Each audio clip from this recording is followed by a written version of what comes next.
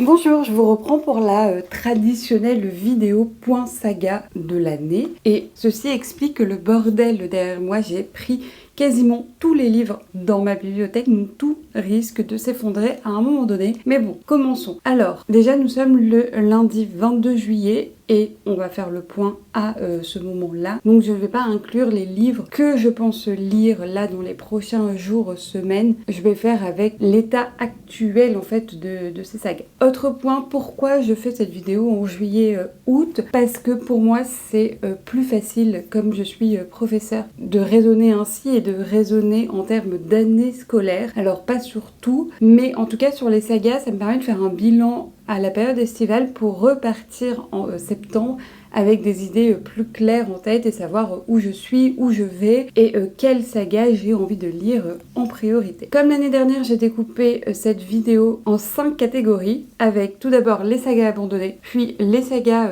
terminées, puis les sagas à jour, les sagas en cours, et là c'est le problème, et les sagas dont j'ai le premier tome dans ma pile à lire. Commençons par quelques statistiques. Il y a 34 sagas réparties dans ces 5 catégories. Alors, c'est quasiment 2 fois plus que l'année dernière à la même période et c'est énorme. Alors, j'ai pas compté en termes de pourcentage, mais à vue de nez comme ça, il y a 90% des sagas qui sont des sagas de SFFF, donc principalement de la fantasy, mais il y a quand même de la science-fiction et peu de sagas de littérature blanche hors SFFF. C'est plutôt classique parce que la plupart des sagas sont des sagas, en tout cas je trouve, de SFFF. Voici pour les chiffres. Je vais essayer à chaque fois de ne pas vous présenter les résumés en long, en large, en travers. Sinon cette vidéo va durer 100 ans parce que 34 livres quand même à vous présenter, c'est énorme. Bon, vous le voyez pas, mais je suis cernée de livres. Dans les sagas abandonnées, je vais aller vite, j'en ai parlé il y a pas très longtemps, j'en avais fait carrément une vidéo. Mais il y a quelques nouvelles sagas qui vont peut-être vous surprendre ou dont je n'avais pas parlé lors de cette vidéo parce que je les ai lues entre temps. Donc il y a tout d'abord dans les sagas abandonnées le fameux Terry Pratchett, la 8e couleur, qui est la saga Les Annales du Disque Monde. J'en ai beaucoup trop parlé, je vais pas en reparler là. Ici, il y avait 41 tomes dans cette saga. Je m'enlève une grosse épine du pied. Il y a pareil dont j'ai beaucoup parlé, la saga Season de Morgane Moncombe. Un automne pour te pardonner, j'avais vraiment beaucoup aimé le premier tome.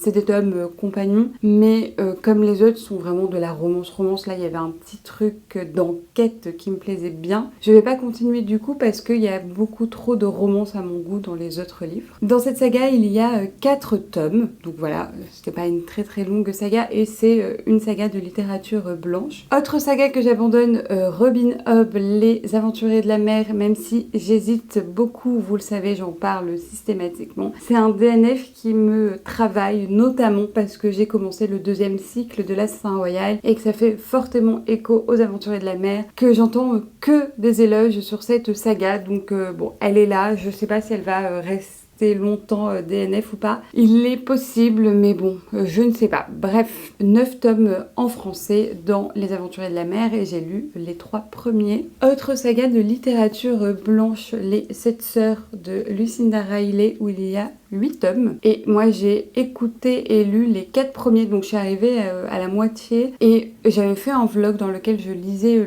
enfin plutôt j'ai écouté le tome 4. J'aime bien, mais pas suffisamment pour continuer la saga et aller jusqu'au bout. Je trouve que le schéma est un petit peu répétitif. J'ai plus d'énergie, on va dire, à consacrer à des sagas où je suis pas totalement emballée. Et c'était un peu le tome de la dernière chance. C'était sympa, j'ai toujours passé des très bons moments de lecture, mais j'ai pas envie d'y retourner, donc voilà, saga abandonnée. Saga que j'abandonne, que vous avez vu d'ailleurs dans un vlog, est-ce que je continue ou pas ces lectures? Il s'agit de Hyperion de Dan Simmons. Je vous renvoie à cette vidéo là. Et ici, il y avait 4 livres dans cette saga et un livre de nouvelles.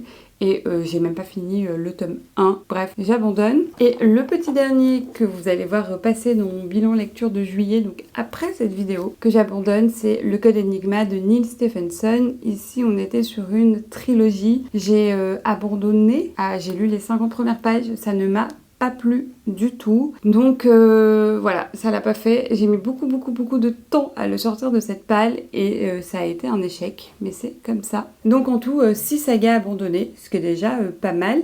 On passe maintenant aux sagas terminées. Donc c'est les sagas où j'ai tout lu et où la saga est aussi à l'arrêt, enfin elle est terminée également. Et là il y en a 8 et pareil c'est des sagas dont j'ai beaucoup parlé sur cette chaîne ou qui ont beaucoup circulé, donc je vais aller plus vite. En premier, il y a Capitale du Sud de Guillaume Chamanadjian qui est magnifique. C'est une trilogie, mais pas vraiment parce qu'elle est écrite à deux mains avec Claire Duvivier pour Capitale du Nord. Capitale du Nord. Et donc on a 2 trilogies, j'ai vraiment adoré. Et en plus j'ai relu Capitale du Nord pour bien comprendre la fin, le 3e tome, ce qui m'avait un peu fait défaut pour Capitale du Sud, mais vraiment un jour je les relirai parce que ça se lit tellement vite et c'est plaisant et j'aime bien cette dualité et je pense que je suis passée à côté de certains détails du coup parce que j'ai mis du temps à les lire. Ils sortaient tous les 6 mois et il y a moyen d'oublier pas mal de choses et je pense que les enchaîner en alternant Capitale du Sud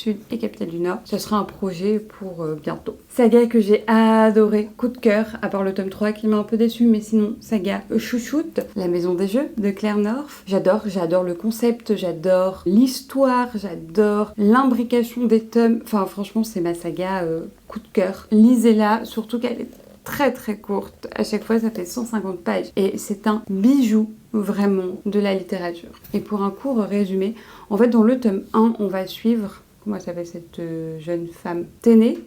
Et en fait, il y a une maison des jeux à Venise en 1610 qui propose dans une certaine salle réservée à une certaine élite de jouer avec des vrais enjeux, à savoir jouer pour du pouvoir, jouer pour la vie de quelqu'un, etc. Et notre personnage principal va disputer une partie d'échecs. Et sauf que les pions de cet échiquier vont être des vraies personnes à Venise. Et elle a un vrai but, c'est arriver à jouer ces pions de manière à faire élire quelqu'un à Venise. Bref, la fin est un peu floue, mais vous voyez l'idée est vraiment saga pépite, saga coup de cœur. Autre saga terminée. Et à l'inverse de La Maison des Jeux de Claire North, où c'est 3 petits tomes, là on est sur une saga longue, parce que 28 tomes en poche, plus un préquel, là vous avez déjà trouvé, saga de tous les temps, saga de mon amour, La Roue du Temps, bref. J'adore, on n'épiloguera pas là-dessus. Et l'avoir terminé, outre les larmes versées et le sentiment de vide qui a pu exister en moi, j'ai aussi eu plus de temps du coup pour découvrir d'autres sagas. Et je suis très fière d'avoir lu une saga aussi longue, je pense que c'est la plus longue que j'ai lue à l'heure actuelle. Autre saga chouchou que j'ai terminée d'une de mes autrices préférées, c'est la saga des Voyageurs de Becky Chambers. Pareil, j'adore. Si vous cherchez de la science-fiction positive, queer, allez-y. C'est beau, ça donne de l'espoir, ça donne envie de continuer à se battre de manière militante pour faire advenir une autre société, une société de la compréhension, une société où on accepte tout le monde avec ses différences et ses envies. Et je trouve ça beau, le message qu'elle véhicule et à quel point elle nous redonne de l'espoir pour encore une fois faire advenir cette société vraiment foncée. C'est de la science-fiction, donc il faut aimer évidemment l'espace, mais coup de cœur, franchement, absolu. Et la beauté de ces livres, voilà. Duologie que j'ai terminée en audio, c'est La Princesse sans visage d'Ariel Holm.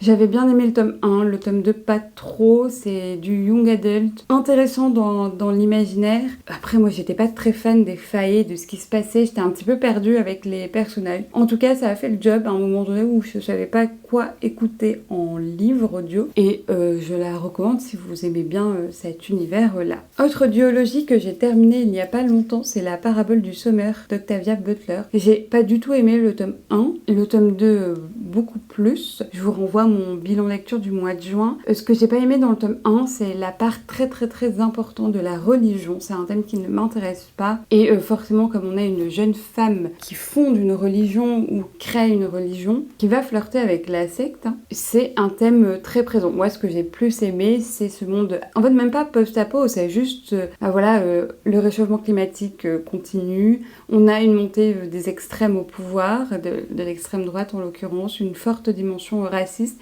et comment cette communauté va survivre. Et évidemment il y a un lien avec cette religion. Donc vraiment le tome 1 m'a pas convaincue, le tome 2 un petit peu plus, et j'ai été déçue parce que l'autrice est morte avant d'avoir pu terminer, et on allait, et ça se sent vraiment à la fin du tome 2, même si le tome 2 a une fin en lui-même et qui conclut parfaitement cette duologie, mais on sentait que l'autrice voulait nous amener vers un truc de science-fiction qui m'aurait vraiment plus intéressée. Et dernière saga terminée, c'est Wayward Pines de Blake Crouch. Bref, vous l'avez vu passer, voilà. Vous connaissez l'histoire, j'en ai parlé également.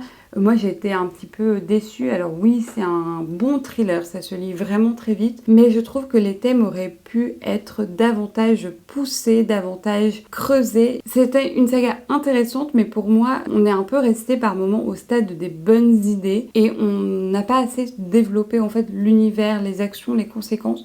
Et parfois, tout était un peu facile pour notre Ethan Burke, l'agent du FBI. Mais je suis contente de l'avoir lu et d'avoir eu cette sensation comme ça d'enchaîner les livres, notamment les livres d'une saga, ça m'arrive très peu. Donc ça, c'est pour les sagas terminées. 8 livres, 8 sagas plutôt terminées, et pas des moindres, notamment avec La Roue du Temps.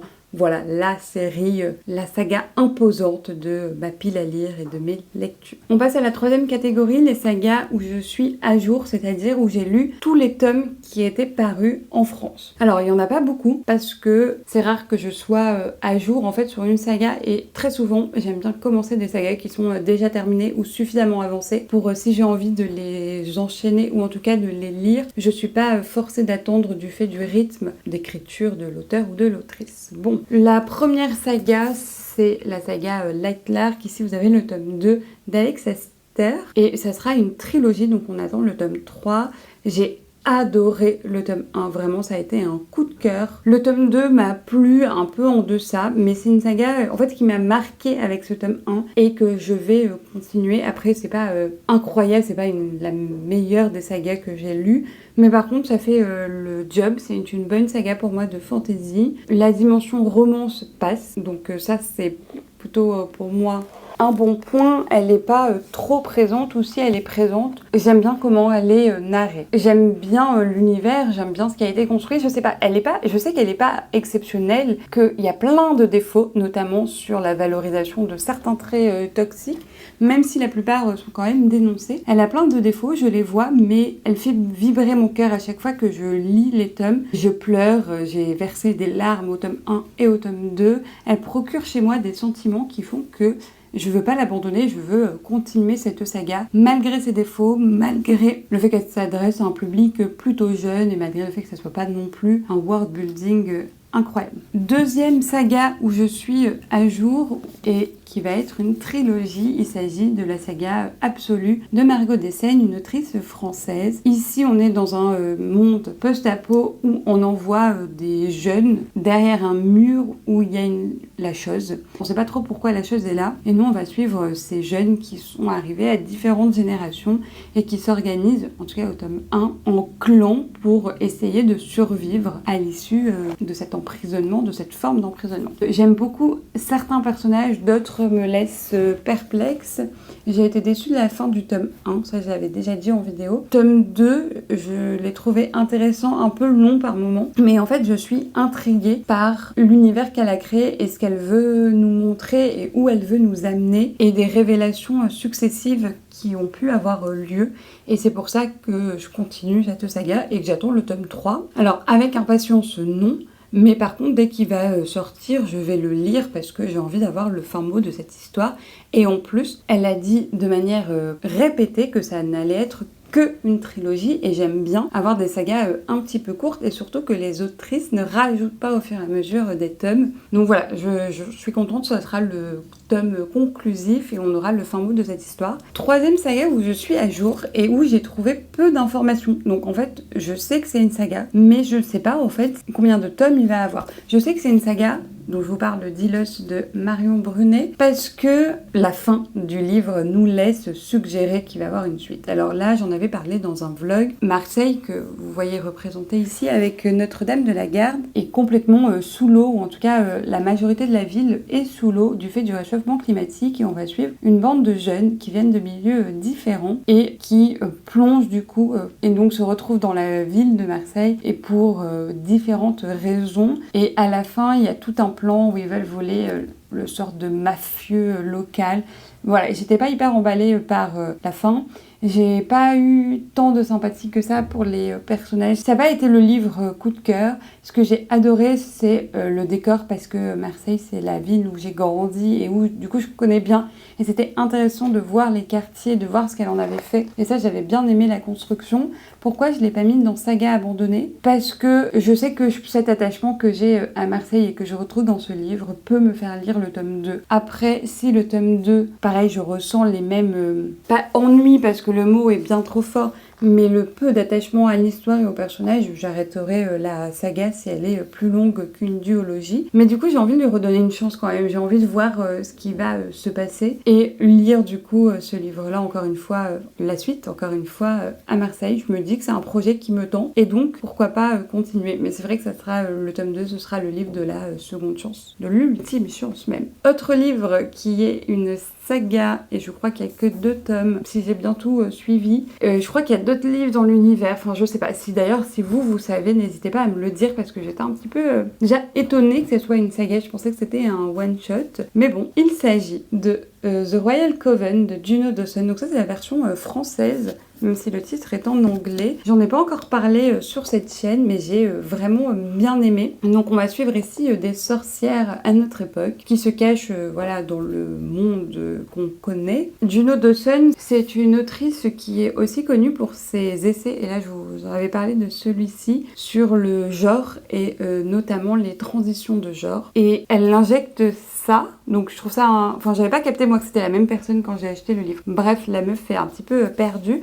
Et donc, c'est une personne transgenre. Et là, on a ces idées voilà, qu'elle peut développer dans ses essais, dans ce livre-là. Et j'ai trouvé ça très intéressant. Et autant l'histoire, je la trouve plutôt banale, mais l'injection des idées politiques dedans est plutôt bien faite. Je m'explique. Donc on a un coven. Un coven, c'est un groupe de femmes, de sorcières qui va s'unir pour puiser comme ça de la force, de la magie. Et donc là, on a un coven avec des femmes très différentes. Et j'ai trouvé ça très intéressant d'avoir cette galerie de femmes et de portraits de femmes. Et justement, il y a des réflexions sur... On a beau être dans le même coven, on n'est pas obligé de s'apprécier. Par contre, en tant que femme, on va se supporter. Et j'ai trouvé ça intéressant. Et il y a l'arrivée d'un sorcier qui est pour beaucoup le symbole de l'apocalypse. Donc ce sorcier arrive et en fait, ce sorcier s'identifie au genre féminin et se pose donc des questions de savoir est-ce que cette personne peut intégrer un coven de sorcières ou est-ce qu'il doit forcément intégrer un groupe, une cabale de sorciers masculins. À partir de là, le roman est assez banal dans la construction. On a la confrontation entre deux groupes pour une idée, avec cet élément en fait, extérieur qui vient faire des intrigues en fait. Voilà, je sais pas si je suis très claire, mais vous voyez cette construction assez banale, assez commune des récits. Mais du coup, là, il y a des dimensions politiques qui se jouent et on a d'un côté des personnes qui se disent féministes mais qui sont contre les personnes trans. Et de l'autre, on a les personnes qui vont soutenir ces personnes trans. C'est à ce moment-là où du coup, on a des conflits, des discussions entre ces deux groupes qui sont intéressantes et qui permet aussi de comprendre les arguments des deux groupes et aussi de se faire un avis sur cette question-là par la littérature, par une œuvre de fiction. Et j'ai trouvé ça intéressant d'avoir des arguments en fiction pour pouvoir argumenter en fait sur ce débat. Je trouve également que c'est un joli pied de nez à Harry Potter, dont je vais reparler plus tard, parce qu'en fait, on sait que J.K. Rowling a eu des propos transphobes et du coup, je trouvais ça assez marrant comme pied de nez. Dans ce livre aussi, il n'y a pas que des questions sur la transidentité, il y a des questions très importante aussi sur la place des luttes contre le racisme dans les luttes féministes et l'intérêt d'avoir une approche intersectionnelle. Et c'est là où j'en suis sortie du livre un peu tiraillée parce que j'ai trouvé que tout l'aspect politique était ultra bien fait, ultra intéressant. Et en fait, la fiction, pas tant que ça. Et j'ai vraiment eu l'impression que la fiction servait d'appui à ces idées politiques, alors ce qui m'a pas beaucoup dérangé. Mais moi, j'étais un petit peu frustrée. J'aurais aimé que les deux pans soient aussi incroyables l'un que l'autre. Là, j'ai vraiment trouvé que la fiction était en deçà des idées politiques. Mais je vais continuer parce que c'est rare d'avoir un livre de fiction, un livre de fantasy à ce point militant. Bon, on passe au gros de la partie, les sagas en cours, et là il y en a 12. L'objectif, ça va être de les terminer, de les faire passer dans saga terminée d'ici les prochains mois. Alors certains sont faisables, d'autres pas du tout, mais vous allez voir. Première saga, c'est une saga de littérature blanche. Il s'agit de la saga des Casalets, écrite par Elizabeth Jane Howard, et il y a 5 tomes. Ici, on va suivre une famille sur plusieurs générations, avant la Seconde Guerre mondiale jusqu'à la fin de la Seconde Guerre mondiale. Et j'aime bien, c'est juste que c'est pas ma saga préférée, j'ai un peu du mal à y aller.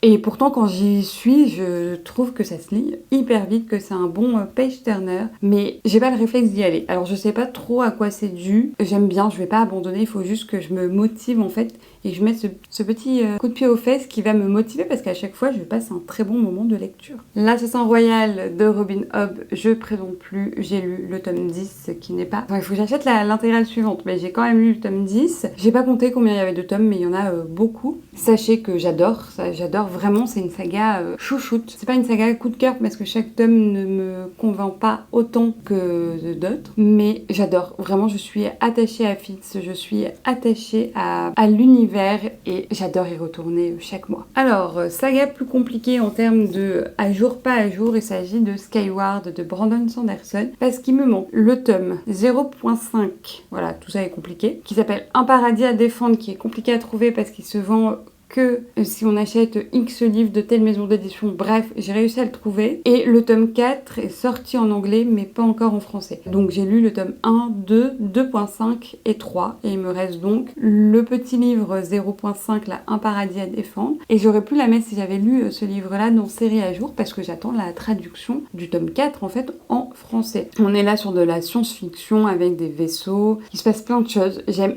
vraiment beaucoup cette saga. Lisez-la si vous voulez découvrir, je trouve, Brandon Sanderson dans de la science-fiction, et surtout si vous aimez un peu cette ambiance de conflit interplanétaire et de combat de vaisseaux. Tout ça avec une personnage principale assez compliquée à suivre, mais à laquelle on finit par s'attacher. Alors là, c'était compliqué également, c'est Köchel de Jacqueline Carré, et donc j'ai fini la première trilogie, donc la trilogie Köchel. Donc j'aurais pu mettre ça dans saga terminée, mais vraiment dans la saga il y a 3 trilogies, et moi j'ai lu que la première trilogie. Donc voilà pourquoi c'est en cours. J'adore, j'en ai beaucoup parlé sur cette chaîne, vraiment. Si c'était pas des briques comme ça, je vous les aurais peut-être enchaînées. Le tome 3 est très différent du tome 1 et du tome 2. C'est beaucoup plus sombre, beaucoup de trigger warning, et surtout ça ne reprend pas la même construction que moi j'avais reproché au tome 2, qu'on peut du coup trouver dans le tome 1 et 2. Vraiment, lisez cette saga. Alors, saga en cours, oui. Disons que le tome 2 va être pareil, le tome de La Dernière Chance. Il s'agit de Dune de Frank Herbert, que j'avais déjà abandonné, puis que j'avais repris, que j'avais lu, et le tome 2 est beaucoup plus court. C'est aussi ça qui me dit que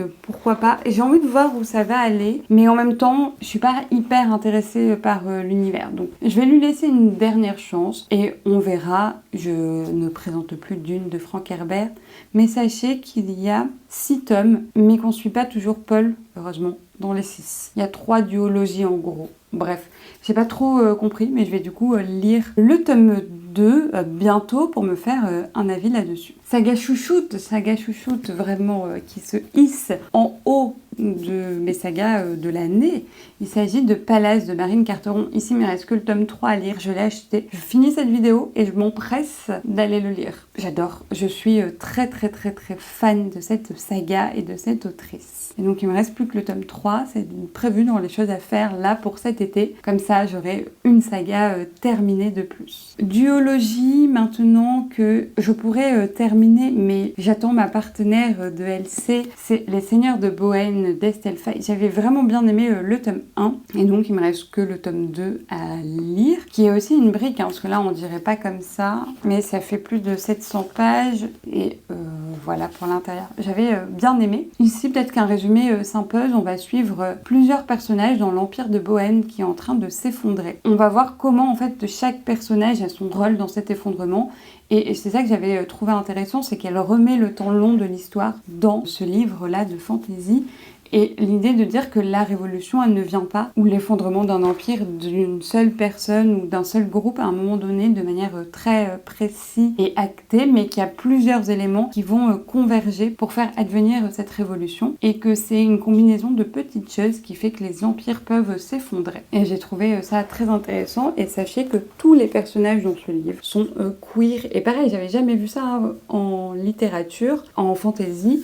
Et en plus, Estelle Faye, c'est une autrice française et c'est une duologie que j'ai bien envie de terminer assez prochainement. Pareil, duologie qu'il faudrait que je termine, mais en fait, comme j'ai le tome 1 en poche, je me suis dit que j'attendrais la sortie du tome 2 en poche. Bon, a priori, c'est pas prévu pour tout de suite, donc à voir ce que je fais. Il s'agit donc de la 9e maison de Leigh Bardugo. On est dans un Dark Academia assez particulier, parce qu'on a une jeune femme qui est capable de voir les fantômes et un soir, elle est témoin d'un meurtre, d'une violence rare et elle va devoir enquêter. Et en plus, j'avoue que je me rappelle de rien du tome 1, mais vraiment pas. Je sais que j'avais vraiment bien aimé, mais je me rappelle de rien. Et il faudrait du coup que je le relise. À voir si du coup je le relis ou si je me trouve un résumé spoilant, mais en attendant, j'attends la sortie du tome 2 en poche. Autre duologie que je n'ai pas terminée, et vous m'en voudrez pas, mais j'ai pas sorti la bricasse que c'est. C'est pas vraiment une duologie, hein. Il y a un tome et il y a un préquel. Donc vous avez sûrement deviné de quel livre je parlais. Il s'agit donc du Prieuré de l'Oranger de Samantha Shannon, que j'ai bien aimé après un début poussif sur les 100 premières pages, où je me suis ennuyée ferme, j'ai bien aimé. Ça n'a pas été le coup de cœur dont tout le monde parle, ou que tout le monde m'avait prédit, mais j'ai passé un bon moment de lecture. A priori, le préquel Un jour de nuit tombée est même mieux, donc hâte de le découvrir. C'est juste que c'est une brique et un peu la flemme, on va pas se mentir. Et comme j'avais lu le tome 1, on va dire, le Prieuré, en janvier, je me suis dit que j'allais lire Un jour de nuit tombée en janvier aussi, et comme ça, la boucle était bouclée. Bon, on a bientôt terminé, il nous manque 3 sagas, donc c'est sagas en cours. Harry Potter, je vais pas présenter de J.K. Rowling, j'ai lu le tome 4. Voilà, vous l'avez vu dans mon vlog lecture à Marseille, à la plage. Donc j'avance, hein, tout doucement, mais j'avance. Et là, je suis quand même plus hypée pour lire les tomes 5, 6 et 7, parce que je me rappelle pas des films. Donc comme ça, je redécouvre un petit peu. Et voilà, je vais faire ça progressivement, un tome par mois, un tome tous les 2 mois. Et ça va être une saga terminée pour le prochain bilan lecture. En tout cas, c'est l'objectif que je me fixe et c'est l'engagement que je prends face à vous. Saga qui n'est pas terminée, en fait, je pensais, hein, mais non. Il s'agit de Hunger Games de Suzanne Collins. Vous savez que j'ai adoré, j'en ai d'ailleurs reparlé dans mon bilan de mi-année. J'ai pas terminé parce qu'il me manque le préquel, L'oiseau et le serpent, la balade de l'oiseau, je sais plus le titre. Et si j'ai bien compris, il va y avoir un autre livre dans l'univers qui va sortir prochainement, donc j'ai pas trop compris. En tout cas, il me reste le préquel à lire dans tous les cas. Donc saga pas terminée, mais qui sera bientôt terminée parce que je me garde la lecture du préquel pour le challenge lecture que je vais faire en octobre-novembre, parce que j'avais fait ça avec Hunger Games et je sais que ça s'est lisé très vite et que ça rapportait des points, donc parfait. Une dernière saga, il s'agit de Asami, d'un auteur japonais qui s'appelle Aki Shimazaki, et là il y a 5 tomes, j'en avais parlé dans mon bilan lecture du mois de février je crois, de mars, je sais plus. C'est un des livres qui m'a été conseillé pour mon challenge 12 livres conseillés par 12 amis. J'avais bien aimé. On suit en fait un homme qui vit sa petite vie en fait, je crois à Tokyo ou dans une grande ville du Japon, je sais plus très bien. Il va rencontrer une femme avec qui il était au lycée qui mène une vie un petit peu mystérieuse, sachant que lui est marié, et il va tromper sa femme avec cette femme-là. Et il se passe pas grand-chose en fait dans le livre, mais par contre j'avais adoré l'ambiance, adoré adoré la construction du récit, la manière de parler des personnages, j'avais aimé. Et aussi, j'avais trouvé ça intéressant le décalage qui pouvait exister entre notre vision très occidentale où on va rendre le sexe tabou et la vision japonaise. Alors peut-être que je caricature, mais en tout cas dans ce livre-là, où en fait les personnages en parlaient assez librement, mais surtout où il y avait énormément d'endroits où on pouvait avoir des différents types de rapports sexuels, que ça soit juste regarder du porno ou aller voir des prostituées. Et du coup, c'est assez visible dans les rues et je trouvais ça intéressant ce décalage entre notre vision très occidentale de la chose et la vision en tout cas japonaise qui était mise dans ce livre-là. Pourquoi j'ai pas continué cette saga alors que j'ai lu le premier tome, qu'il y a 5 tomes qui sont très très très courts, parce que j'attends que mon amie qui me l'a prêté retrouve les autres tomes. Elle les a égarés et j'attends qu'elle les retrouve pour me les donner. Ce qui est une fausse excuse, hein, j'aurais pu moi me les procurer autrement, mais ça faisait une saga que je mettais en pause et que j'avançais d'autres sagas, donc voilà, l'un dans l'autre, ça m'a bien arrangé. Et maintenant, on passe à la dernière catégorie où il y a encore 4 livres, à savoir les sagas que j'ai dans ma palle et donc que je vais lire prochainement. Je ne présente plus, mais il y a Game of Thrones de George R.R. Martin. J'ai même pas compté le nombre de tomes qu'il y avait parce qu'entre les intégrales, les poches, je me suis un petit peu perdue. A priori, là, ils disent 15. Donc voilà. En tout cas, je sais que je me lance dans une saga épique et longue, mais en remplacement de la roue du temps, c'est peut-être pas mal. Sachant que j'ai adoré la série, je sais que c'est bien différent et que j'adore en ce moment House of the Dragon et donc j'ai envie de les lire. Pourquoi je l'ai pas fait? Parce que le livre était resté ici et que moi j'étais en vacances et que voilà, et qu'entre temps vous allez voir qu'il y a ma pile à lire des États-Unis qui va sortir, que j'ai bien envie de respecter, mais je l'ai mis en fait sur ma liseuse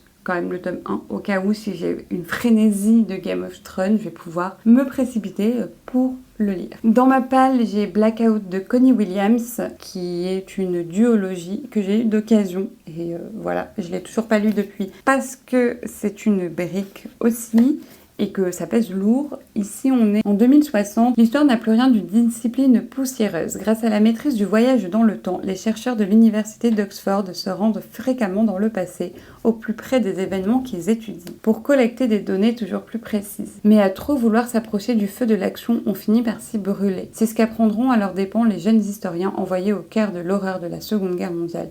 Car à Londres, en 1940, les bombes nazies n'ont plus rien d'une abstraction. Ça a l'air génial. En plus, c'est une duologie.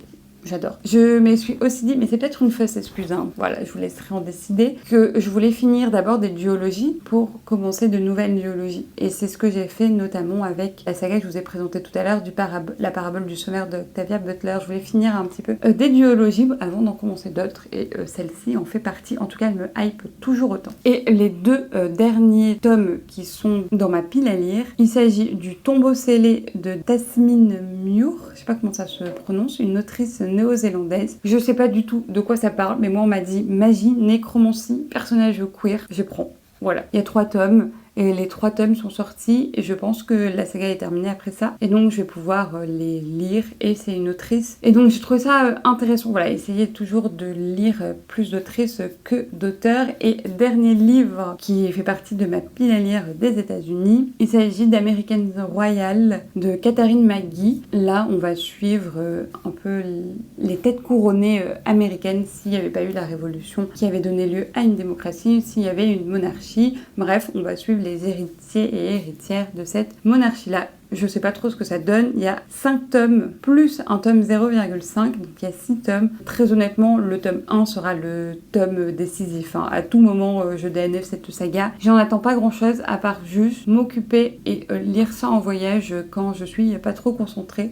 Donc j'ai pas vraiment d'attente. En tout cas, elles sont pas hautes pour ce livre-là. À voir ce que ça donne. En saga aussi, il y a toutes les sagas que j'avais mentionnées, dans quelle saga pour remplacer la roue du temps, que je n'ai pas encore commencé à lire. Parce que, vous voyez l'ampleur du désastre quand même. Si je prends les sagas à jour, les sagas en cours et les sagas dans ma palle, ça fait 20 sagas quand même. Donc il y en a vraiment beaucoup. Et 20 sagas, c'est déjà beaucoup plus que l'année dernière où j'en avais 18, toutes catégories confondues. Donc vraiment, là, l'objectif, c'est de réduire les sagas que je lis. En tout cas, essayer de me mettre à jour si c'est possible. et les terminer, c'est encore mieux. C'est l'objectif que je me fixe. En tout cas, pas plus de 34 sagas pour l'année prochaine, ça c'est sûr. On va tout faire pour diminuer ce chiffre-là, notamment en terminant Harry Potter, les duologies, voilà, c'est faisable. Il y a plein de sagas où il me manque un petit tome par-ci, un petit tome par-là pour terminer, donc c'est ce que je vais m'empresser de faire. Bref, j'espère que ce bilan lecture n'a pas été trop long, que ça vous a intéressé. Dites-moi en commentaire d'ailleurs quelle est votre saga préférée, celle que vous lisez actuellement, enfin voilà. Partagez-moi des sagas, parce que à chaque fois je galère un peu à trouver de bonnes sagas. Et si vous ne savez pas quoi commenter, mettez emoji livre, ce qui reflète bien ce que vous ne voyez pas, mais l'ampleur du désastre à mes pieds. Et encore une fois, je vous remercie pour votre soutien, d'avoir regardé cette vidéo jusqu'au bout, et je vous dis à la semaine prochaine pour une nouvelle vidéo. Et en attendant, lisez bien. Au revoir!